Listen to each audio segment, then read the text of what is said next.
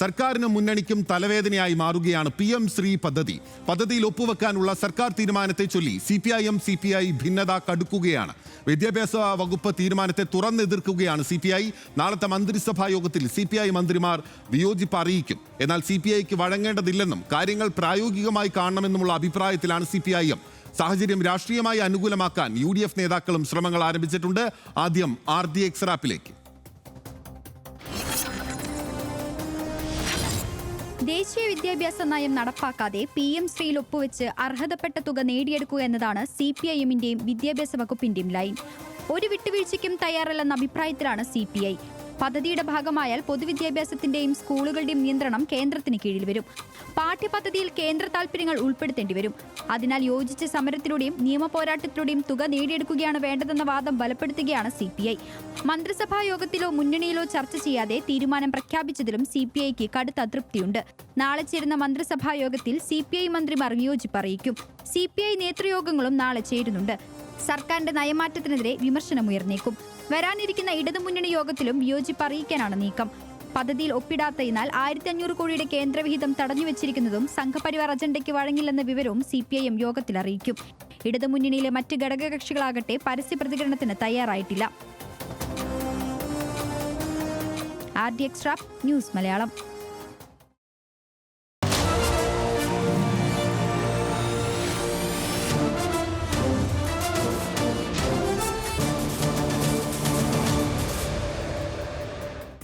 PM ശ്രീയിലെ CPI എതിർപ്പിനെ പരിഹസിച്ച് MV ഗോവിന്ദൻ. പദ്ധതിയിലെ CPI എതിർപ്പ് ചോദ്യങ്ങളോട് CPI എന്ന് മാത്രം മറുപടി പറഞ്ഞ് CPIM സംസ്ഥാന സെക്രട്ടറി നടന്നു നീങ്ങി. അതൊന്ന് കാണാം.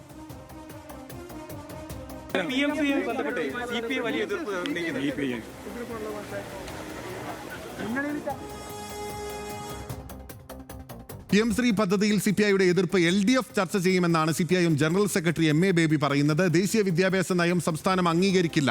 സംസ്ഥാനത്തിന്റെ സാഹചര്യത്തിനനുസരിച്ച് വിദ്യാഭ്യാസ നയത്തിൽ മാറ്റം വരുത്തിക്കൊണ്ട് പദ്ധതി നടപ്പിലാക്കാനാണ് ശ്രമിക്കുന്നതെന്നും MA ബേബി. ഇടതുപക്ഷ ജനാധിപത്യ മുന്നണി ഈ വിഷയം ചർച്ച ചെയ്യുമെന്നാണ് LDFന്റെ കൺവീനർ പ്രഖ്യാപിച്ചത്. അപ്പോൾ LDF ഈ കാര്യം ചർച്ച ചെയ്ത് തീരുമാനിക്കുന്നത് വരെ ഒരു ക്ഷമ മാധ്യമങ്ങൾ കാണിക്കുന്നതായിരിക്കും നല്ലത് എന്നാണ്. അതിൽ പുനരാലോചന ഉണ്ടാവുന്നതാണോ? ഇപ്പൊ എടുത്ത തീരുമാനത്തിൽ പുനരാലോചന ഉണ്ടാവുന്നതാണ് ജനറൽ സെക്രട്ടറി പറയുന്നത്. ഇടതുപക്ഷ ജനാധിപത്യ മുന്നണി ചർച്ച ചെയ്യാൻ പോവുകയാണ്. ചർച്ച ചെയ്ത് ഉചിതമായ തീരുമാനമെടുക്കാൻ ഇടതുപക്ഷ ജനാധിപത്യ മുന്നണിക്കും കേരളത്തിലെ ഇടതുപക്ഷ ജനാധിപത്യ മുന്നണി ഗവൺമെന്റിനും കഴിയും. നേരെ ഡാറ്റാ ഷീറ്റിലേക്കാണ്. CPI വിടുന്നില്ല എന്നുള്ളതാണ് പ്രധാനപ്പെട്ട കാര്യം. PM ശ്രീയിൽ CPIയുടെ സമ്മർദ്ദത്തിന് വഴങ്ങേണ്ടെന്ന നിലപാടിലാണ് CPIM. CPI സാഹചര്യം മനസ്സിലാക്കണമെന്ന് CPIMും പൊതുവിദ്യാഭ്യാസ വകുപ്പും പറയുന്നു. CPI എതിർത്താലും PM ശ്രീയുടെ ഭാഗമാകാൻ ഒരുങ്ങുകയാണ് പൊതുവിദ്യാഭ്യാസ വകുപ്പ്. പദ്ധതിക്കാര്യം മന്ത്രിസഭാ യോഗത്തിൽ ചർച്ചയായത് 2 തവണയാണ്. ഈ 2 തവണയും CPI എതിർപ്പുന്നയിക്കുകയാണ് ചെയ്തത്. കോൺഗ്രസ് ഇത് മുതലെടുക്കാൻ ശ്രമിക്കുകയാണ്. കേരളം ദേശീയ വിദ്യാഭ്യാസ നയത്തിന്റെ ഭാഗമാകുന്നത് രാഷ്ട്രീയ ആയുധമാക്കാനാണ് കോൺഗ്രസിന്റെ ശ്രമം. വിദ്യാഭ്യാസ മേഖലയെ RSSന് അടിയറവ് വെക്കാനുള്ള നീക്കമാണെന്നാണ് KSU ഇപ്പോൾ പറയുന്നത്. തമിഴകം ഗൗനിക്കുന്നില്ല എന്നുള്ളതാണ് പ്രധാനപ്പെട്ട കാര്യം. PM ശ്രീ പദ്ധതിക്ക് വഴങ്ങാതെ തമിഴ്നാട് കേന്ദ്ര നയം അംഗീകരിക്കില്ലെന്ന് MK സ്റ്റാലിൻ ദേശീയ വിദ്യാഭ്യാസ നയത്തിൽ ഒപ്പിടാത്തതിനാൽ തമിഴ്നാടിന് ലഭിക്കേണ്ട 4000 കോടിയാണ് കേന്ദ്ര സർക്കാർ തടഞ്ഞു വെച്ചിരിക്കുന്നത്. വിദ്യാഭ്യാസ അവകാശ നിയമം നടപ്പാക്കുന്നതിന് 450 കോടി മാത്രമാണ് കേന്ദ്രം അനുവദിച്ചത്. സുപ്രീം കോടതിയെ സമീപിച്ചാണ് തമിഴ്നാട് കേന്ദ്ര ഫണ്ട് നേടിയെടുത്തത് എന്നുള്ളതാണ് പ്രധാനപ്പെട്ട കാര്യം. സ്റ്റാലിന്റെ ബദൽ നയം ഇപ്പോൾ ചർച്ചയാകുന്നുണ്ട്. NEP പൂർണ്ണമായി അംഗീകരിച്ചാലേ സമഗ്ര ശിക്ഷാ പദ്ധതിയുടെ കുടിശ്ശിക ഫണ്ട് നൽകുമെന്ന് കേന്ദ്രം പറഞ്ഞിരിക്കുന്നു. ഇതിന്റെ പേരിൽ ലോക്സഭയിൽ ധർമ്മേന്ദ്ര പ്രധാനും DMK MPമാരും തമ്മിൽ കൊമ്പുകോർത്തു. കേന്ദ്രത്തിനെതിരെ പോരാട്ടം ശക്തമാക്കാൻ തമിഴ്നാട് സ്വന്തം വിദ്യാഭ്യാസ നയം രൂപീകരിക്കുകയും ചെയ്തു. MK സ്റ്റാലിൻ നിയോഗിച്ചത് റിട്ടയർഡ് ജസ്റ്റിസ് D മുരുകേശന്റെ നേതൃത്വത്തിലുള്ള സമിതിയെയാണ്. തമിഴ്നാട്ടിൽ 1745 കോടി രൂപ വേണ്ടെന്ന് മമതാ ബാനർജിയും ബംഗാളിൽ പറഞ്ഞിരിക്കുന്നു. കേന്ദ്രത്തിന്റെ PM ശ്രീയിൽ ഒപ്പുവെക്കാൻ തയ്യാറാകാതെ ബംഗാൾ സർക്കാരും നിലപാടെടുക്കുകയാണ്. SSA ഫണ്ടിൽ നിന്ന് ബംഗാളിനുള്ള 1745 കോടി രൂപ കേന്ദ്ര സർക്കാർ പിടിച്ചുവച്ചിരിക്കുകയാണ്. മമതാ ബാനർജിയുടെ നടപടി NEP സംസ്ഥാന വിദ്യാഭ്യാസ നയങ്ങളുമായി ഒത്തുപോകാത്തതിനാലാണ് കേന്ദ്ര ഫണ്ട് നിലച്ചത്. ബംഗാളിലെ അധ്യാപകരുടെ ശമ്പള വിതരണത്തെ അടക്കം ബാധിച്ചിട്ടുമുണ്ട്. എതിർപ്പില്ലാതെയാണ് കർണാടക. അവിടെ കോൺഗ്രസാണ് ഭരിക്കുന്നത്. കർണാടകയിൽ PM ശ്രീ പദ്ധതി നടപ്പാക്കിയത് 478 സ്കൂളുകളിലാണ്. ഭാഗമായത് 1,51,263 വിദ്യാർത്ഥികളാണ്. പദ്ധതിയിൽ ചേർന്നാലും ഫണ്ട് ലഭിക്കാനുള്ള നടപടിക്രമങ്ങൾ സങ്കീർണമാണെന്ന് കർണാടകയിലടക്കം വ്യാപകമായ പരാതിയുണ്ട്. അർഷൻ, ഇതിപ്പോൾ ഈ സർക്കാരിനെ സംബന്ധിച്ച് ഏറ്റവും പ്രതിച്ഛായ നൽകിയ വകുപ്പുകളിൽ ഒന്ന് പൊതുവിദ്യാഭ്യാസ വകുപ്പാണ് എന്നുള്ളതാണ് എൻ്റെ ഒരു വിശ്വാസം. ആ ശ്രീക്ക് ഒരു മങ്ങലാകുമോ ഈ ശ്രീ? അത് പക്ഷേ ഇത് ഈ ഒരു വിഷയത്തെ മാത്രം ഒതുങ്ങുന്നതല്ല. ഇതിപ്പോൾ പൊതുവിദ്യാഭ്യാസം എന്ന നിലയിൽ ഇത് മറ്റു പലതരത്തിലും പുതിയ തലമുറയിലേക്ക് ഏതൊക്കെ തരത്തിലാണ് ഈ വിദ്യാഭ്യാസ മേഖലയിലൂടെ കാര്യങ്ങൾ കടന്നു വരുന്നത്. ഇപ്പോൾ കേന്ദ്ര സർക്കാർ ആവിഷ്കരിക്കുന്ന തരത്തിലൊരു സാഫ്രണൈസേഷനോ അല്ലെങ്കിൽ ഈ ത്രിഭാഷാ പദ്ധതിയുമായി ബന്ധപ്പെട്ട ആ നിലയ്ക്ക് ഹിന്ദി അടിച്ചേൽപ്പിക്കലോ ഒക്കെ വരുന്നുണ്ടോ എന്നൊക്കെയുള്ള ചർച്ചകൾ ഉള്ളതുകൊണ്ടാണ് ഇതൊരു പ്രധാന വിഷയമായി വരുന്നത്. മറ്റു പല പദ്ധതികളും സമാനമായ സ്വഭാവത്തിൽ തന്നെ കേന്ദ്രം ഈ ഫെഡറൽ നയങ്ങളെ സമ്പൂർണ്ണമായി അട്ടിമറിക്കുന്ന തലത്തിൽ ഇവിടെ നടപ്പാക്കിയിട്ടുണ്ട്. ഈ ബ്രാൻഡിംഗ് വേണം എന്നുള്ള കർശനമായ ആവശ്യമാണ് ഈ പ്രധാനമന്ത്രി ഭവന പദ്ധതിയുമായി ബന്ധപ്പെട്ട് ആവാസ് യോജനയുമായി ബന്ധപ്പെട്ട് കേന്ദ്ര സർക്കാർ സ്വീകരിച്ച സമീപനം. അതുതന്നെയാണ് ആരോഗ്യവകുപ്പുമായി ബന്ധപ്പെട്ട ഫണ്ട് റിലീസ് ചെയ്യുന്നതിനും കേന്ദ്ര സർക്കാർ സ്വീകരിച്ച സമീപനം. ആദ്യഘട്ടത്തിൽ ഇതിനെയൊക്കെ എതിർക്കുക എന്നത് തന്നെയാണ് സംസ്ഥാന സർക്കാർ സ്വീകരിച്ച നിലപാട്. അത് ആവർത്തിച്ച് പ്രഖ്യാപിക്കുകയും ചെയ്തു. പക്ഷേ എത്രത്തോളം കേരളത്തെ പോലെ ഒരു സംസ്ഥാനത്തിന് അത് മുന്നോട്ട് കൊണ്ടുപോകാൻ കഴിയും എന്നുള്ള പ്രശ്നമുണ്ട്. അപ്പോൾ ആ പ്രശ്നം അത് പാർലമെൻ്ററി കമ്മിറ്റിയും ഉപസമിതിയും അത് ആ നിലപാട് തന്നെയാണ് സ്വീകരിച്ചിട്ടുള്ളത്. ഇപ്പോൾ കേരളത്തിൽ വന്നിട്ട് ഇവിടുത്തെ സാഹചര്യം എങ്ങനെയാണ്, ഈ വിദ്യാഭ്യാസ പദ്ധതിക്ക് ഫണ്ട് അനുവദിക്കാത്തതുമായി ബന്ധപ്പെട്ട് സമഗ്ര ശിക്ഷ അഭിയാൻ്റെ ഫണ്ടാണ് അവിടെ പിടിച്ചു വച്ചിരിക്കുന്നത്. ഈ PM ശ്രീയുമായി ബന്ധപ്പെട്ടതല്ല കേട്ടോ, ഇത് രണ്ടും രണ്ടാണ്.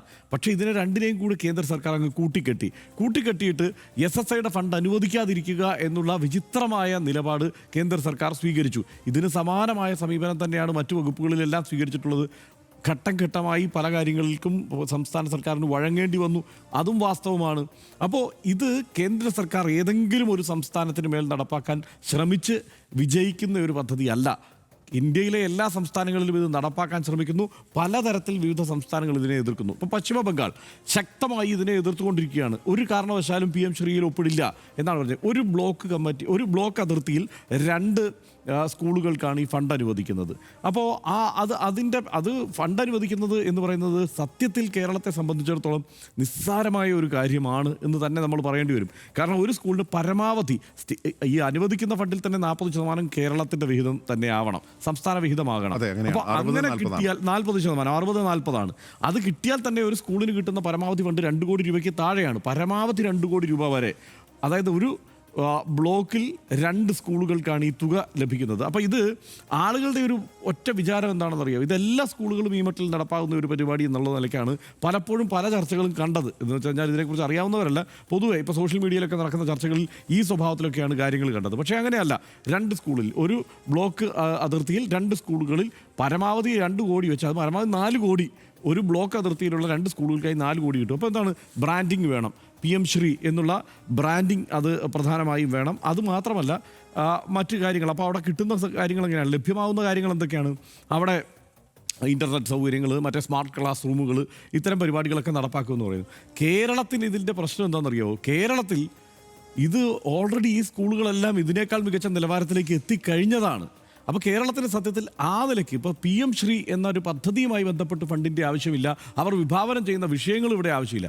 പക്ഷേ ഇതിൻ്റെ കൂടെ മറ്റേത് ഗണിപ്പിച്ചു വെച്ചിരിക്കുകയാണ്. ഏതാണ്, SSIക്കുള്ള ഫണ്ട് കൂടി കൊടുക്കാതിരിക്കുക. ഏതാണ്ട് 800 കോടി രൂപ, 859 കോടി രൂപയാണ് കഴിഞ്ഞ വർഷം കൊടുക്കാതിരുന്നിട്ടുള്ളത്, ഈ 2024 മാത്രം. അപ്പോൾ തുടർന്ന് അങ്ങോട്ടുള്ള വർഷം നോക്കിക്കഴിഞ്ഞാൽ ഇനി ഒരു 5 വർഷം എടുത്ത് പരിശോധിച്ചാൽ ഈ മട്ടിൽ പോയാൽ ഏറ്റവും കുറഞ്ഞത് 5000 കോടി കേരളത്തിന് കിട്ടാതെ വരും എന്നുള്ളതാണ് കേരളത്തിൻ്റെ പ്രശ്നം. അത് കേരളത്തിന് മുന്നോട്ട് പോകുന്നതിൽ വലിയ ബുദ്ധിമുട്ടുണ്ടാക്കുന്ന ഒരു തുക തന്നെയാണ്. ആ കാര്യത്തിൽ സംശയമില്ല. മാത്രമല്ല SSI അധ്യാപകർക്ക് ശമ്പളം കൊടുക്കേണ്ട സാഹചര്യമുണ്ട്.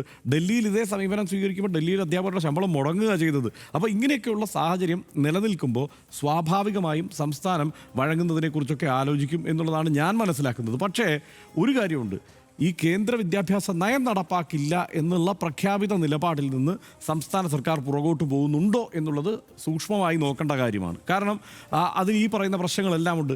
ഇപ്പം ഹിന്ദി, തമിഴ്നാടുമായി നമ്മൾ ഇതിൽ ഒരു പ്രധാനപ്പെട്ട പ്രശ്നം, ഇതിൽ ഒപ്പുവയ്ക്കാത്ത സംസ്ഥാനങ്ങൾ ബംഗാൾ, തമിഴ്നാട്, കേരളം. ഇതാണിപ്പോൾ സത്യത്തിൽ ഒരു തരത്തിലും യോജിക്കാതെ നിൽക്കുന്ന 3 സംസ്ഥാനങ്ങൾ.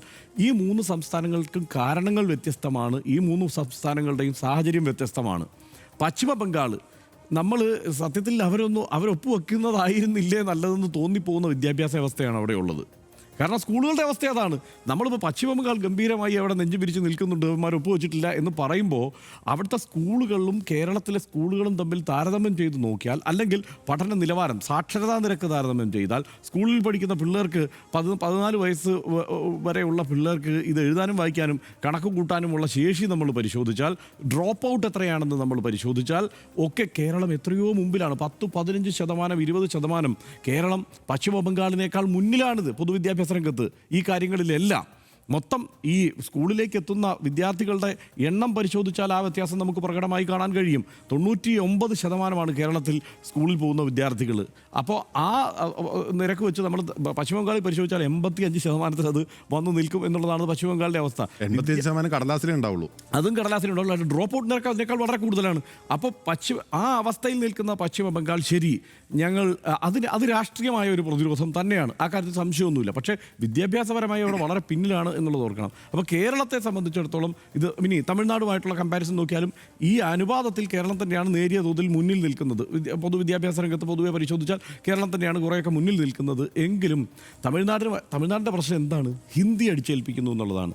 കേരളത്തിന് സത്യത്തിൽ അതൊരു പ്രശ്നമല്ല. കാരണം തമിഴ്നാട്ടിൽ ഇവിടുത്തെ പോലെ ഹിന്ദിയില്ല. ഇവിടെ എത്രയോ കാലമായി ഹിന്ദി ഉണ്ട് എന്നുള്ളത് വാസ്തവമാണ്. സ്കൂളുകളിലെല്ലാം നമ്മളെല്ലാം ഹിന്ദി പഠിച്ചു വന്നതല്ലേ സ്കൂളുകളിൽ നിന്ന്. അവിടെ ഹിന്ദി ഒഴിക എന്ന് പറഞ്ഞിട്ട് വലിയ മുദ്രാവാക്യവും ഒക്കെയായി വലിയ സമരങ്ങൾ പല കാലങ്ങൾ നടന്നു, രക്തസാക്ഷികളൊക്കെ ഉണ്ടായ വലിയ സമരപ്രസ്ഥാനമായി അതവിടെ നിലനിൽക്കുകയാണ്. ഇപ്പോഴും തമിഴ്നാട്ടിൽ എവിടെ പോയാലും നിങ്ങൾക്ക് ഹിന്ദി ഒഴിയുക എന്നുള്ള പോസ്റ്റർ നമുക്ക് കാണാൻ കഴിയും. രാഷ്ട്രീയ പാർട്ടികളുടെ പ്രധാന മുദ്രാവാക്യം അതാണ്. പരസ്പരം ഇവർ ഈ ഹിന്ദി അടിച്ചേൽപ്പിക്കുന്നതിന് വഴങ്ങുന്ന പാർട്ടി ഏതാണ് എന്ന് പരസ്പരം ആരോപിക്കാനുള്ള ശ്രമങ്ങളാണ് ഇവർ പരസ്പരം നടത്തുന്നത്. ഇതൊക്കെയാണ് അവിടുത്തെ അവസ്ഥ. ഇതിൽ നിന്നെല്ലാം വ്യത്യസ്തമാണ്. അപ്പം ഈ ഓരോ സംസ്ഥാനങ്ങളെയും വ്യത്യസ്തമായി പരിഗണിക്കണം. പക്ഷേ അതിൽ ഒരു കാര്യം ഒരുമിച്ച് ഒരുപോലെയുള്ള കാര്യം, ഈ ഫെഡറൽ സംവിധാനങ്ങളുടെ അട്ടിമറിയാണ് നടക്കുന്നത് എന്നുള്ളതാണ്. അപ്പം നമ്മൾ ഇതിൽ കേരളത്തിലെ ഈ രാഷ്ട്രീയ ആരോപണ പ്രത്യാരോപണങ്ങളുടെ തലത്തിലേക്ക് വന്നാൽ ഒരു പ്രശ്നം, നമുക്കിവിടെ ഈ ബ്രാൻഡിങ്ങിൻ്റെ കാര്യം പറഞ്ഞിട്ട് ഈ ആരോഗ്യ മേഖലയിലെ ഫണ്ട് നിഷേധിച്ചു, ഈ മറ്റേ നമ്മളുടെ ഭവന പദ്ധതിയിലെ ഫണ്ട് നിഷേധിക്കുന്നു, ഇതിൽ ഈ നിലപാട് സ്വീകരിക്കുന്നു. അപ്പോൾ ഇതിനകത്ത് പ്രതിപക്ഷം പറയുന്ന ആരോപണങ്ങളൊക്കെ പ്രസക്തം തന്നെയാണ്. ആ കാര്യത്തിൽ എനിക്ക് തർക്കമൊന്നുമില്ല. കാരണം കേരളത്തിൻ്റെ പ്രത്യേക സാഹചര്യത്തിൽ ആ ആരോപണങ്ങളൊക്കെ പ്രസക്തം തന്നെയാണ്. ഇത് വഴങ്ങലാണോ എന്നുള്ള ചോദ്യമൊക്കെ ഉയർത്താം. നമ്മൾ പശ്ചിമ ബംഗാളിനെ പോലെയും തമിഴ്നാടിനെ പോലെയും നിൽക്കണമെന്നൊക്കെ പറയാം. പക്ഷെ ചോദ്യം, ഇവർ കേന്ദ്രത്തിനെതിരെ എന്ത് സമരം ചെയ്തു എന്നുള്ളതാണ് എൻ്റെ ചോദ്യം. എപ്പോൾ ഇവർ കേന്ദ്രത്തിനെതിരെ ഒരു ശബ്ദം ഉയർത്തി? പ്രതിപക്ഷം ആ കാര്യത്തിൽ ഇപ്പോൾ സംസ്ഥാനം ആവർത്തിച്ച് പറയുന്നുണ്ട്, ഇത് കേന്ദ്രം കാഴ്ച തരുന്നില്ല കേട്ടോ, കേന്ദ്രം പ്രശ്നത്തിലാക്കുകയാണ്, ഈ കാര്യങ്ങളിലെല്ലാം ഇങ്ങനെ ബ്രാൻഡിങ്ങിനൊക്കെയുള്ള നിലപാട് കൊണ്ടുവന്നിട്ട് ഇങ്ങനെ കുഴപ്പത്തിലാക്കുകയാണെന്ന് പറയുമ്പോൾ, അങ്ങനെ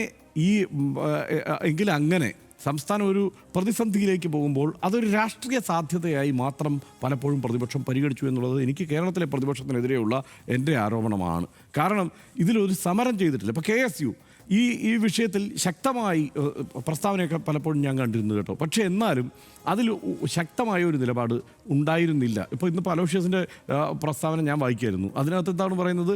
ഇത് RSSന് വഴങ്ങിയോ, ഡീൽ ഉറപ്പിച്ചോ എന്നാണ് ചോദിക്കുന്നത്. അങ്ങനെയാണെങ്കിൽ നമുക്ക് സ്വാഭാവികമായും ഉയർന്ന സംശയം, ഈ തെലങ്കാനയിലും കർണാടകത്തിലും ഹിമാചൽ പ്രദേശിലും ഒക്കെ ഡീൽ ഉറപ്പിച്ചത് കോൺഗ്രസ് ആണോ? ഇതിനു മുമ്പേ ഡീൽ ഉറപ്പിച്ച് കഴിഞ്ഞോ?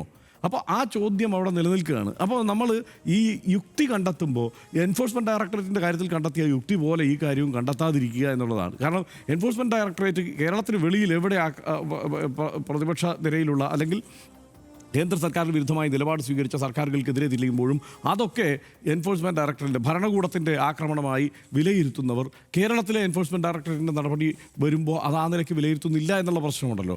ആ നിലയ്ക്ക് തന്നെ വേണം ഇതിനെയും വിലയിരുത്താൻ. കാരണം ഇത് ബാക്കി എല്ലാ സ്ഥലത്തും ഇവർ നിന്ന് നടപ്പാക്കി, അതായത് കോൺഗ്രസ് ഭരിക്കുന്ന സംസ്ഥാനങ്ങളിലെല്ലാം തന്നെ നടപ്പാക്കിയ ഒരു പരിപാടി അത് കേരളത്തിലേക്ക് എത്തുമ്പോൾ കേരളം RSSന് വഴങ്ങുന്നു എന്ന് പറയുന്നതിൽ ഒരു പരിഹാസ്യതയുണ്ട് എന്നുള്ള കാര്യത്തിൽ സംശയമൊന്നുമില്ല. പക്ഷേ ഈ കേന്ദ്ര സർക്കാരിൻ്റെ ഈ നിലപാട് ആവർത്തിച്ച് തുറന്നു കാട്ടേണ്ടതുണ്ട്. ഇപ്പോഴെങ്കിലും അതൊരു പ്രശ്നമാണ് എന്ന് പ്രതിപക്ഷം പറയുന്നതിൽ സന്തോഷിക്കുകയാണ് വേണ്ടത് വേറൊരു തരത്തിൽ. കാരണം ഇതൊരു പ്രശ്നമാണ്. അങ്ങനെ കേന്ദ്രം ഈ ഫെഡറൽ തത്വങ്ങളെ എല്ലാം ലംഘിച്ചുകൊണ്ട് ഇങ്ങനെ അടിച്ചേൽപ്പിക്കുന്നത് ശരിയല്ല എന്ന് ഇത് പറയുമ്പോൾ നമ്മൾ ആലോചിക്കേണ്ട ഒരു കാര്യം, കേരളം എവിടെയാണ് നിൽക്കുന്നത് ഈ വിദ്യാഭ്യാസം? ഇപ്പം നീതി ആയോഗിൻ്റെ കണക്ക് നമ്മളെടുത്ത് പരിശോധിച്ച് കഴിഞ്ഞാൽ കേരളം നിൽക്കുന്നത് എവിടെയാണ്? ഈ PM ശ്രീ ഒന്നും നടപ്പാക്കാതെ തന്നെ പൊതുവിദ്യാഭ്യാസ മേഖലയിൽ കേരളം നിൽക്കുന്നത് എവിടെയാണെന്ന് നോക്കിയാൽ ഈ പെർഫോമൻസ് നോക്കിക്കഴിഞ്ഞാൽ പെർഫോമൻസ് ഗ്രേഡിംഗ് ഇൻഡെക്സും ഈ സ്കൂൾ എഡ്യൂക്കേഷൻ ക്വാളിറ്റി ഇൻഡെക്സും, ഇത് നീതി ആയോഗ് പരിഗണിക്കുന്ന ഈ രണ്ട് കാര്യങ്ങൾ എടുത്ത് പരിശോധിച്ചാൽ